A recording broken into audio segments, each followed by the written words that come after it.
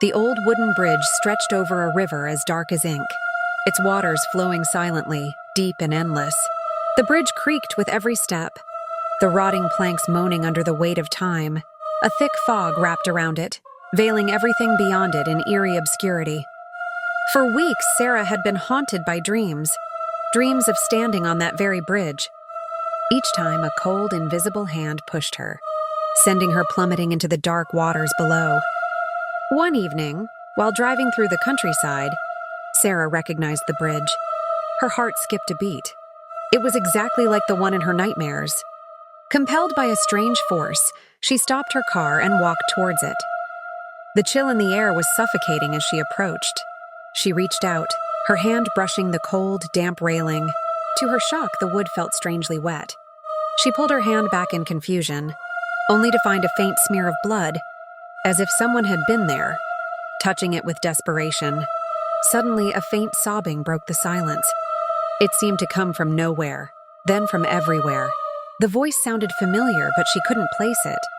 As Sarah investigated further, she spoke to locals who told her the tragic tale of a young woman who had taken her life on this bridge, on the very day Sarah was born. The woman's name had been Sarah too, and the locals said her spirit still haunted the bridge, calling to others who shared her name. That night, Sarah returned to the bridge, desperate for answers. She looked down into the murky water, and for a moment, a shadowy figure appeared beneath the surface, eyes hollow and staring, a silent plea for help.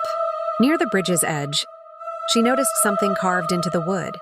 "You can't leave." The handwriting matched her own. Panic surged through her as she realized this was no coincidence. Footsteps, slow and heavy, echoed behind her, but when she turned, no one was there. A shadow moved beneath the bridge, vanishing as soon as she got closer. The wind howled, and suddenly, the rain began to fall, not on her, but on the river, creating waves that seemed to form hands reaching for her. Then, an old package arrived at her. A photograph of the bridge and a note. "We've been waiting for you." That night, she dreamed again of the bridge. A woman in a white dress leaned against the railing, her back to Sarah. When Sarah approached, the woman turned. Her face was mutilated, blood dripping from her mouth. Desperate to leave, Sarah tried to cross the bridge one last time, but the railing suddenly gave way. As she nearly fell into the river, her fingers brushed against the wood, finding human-like scratches in the rotting planks. As she stood at the edge, a whisper grazed her ear. "We are one.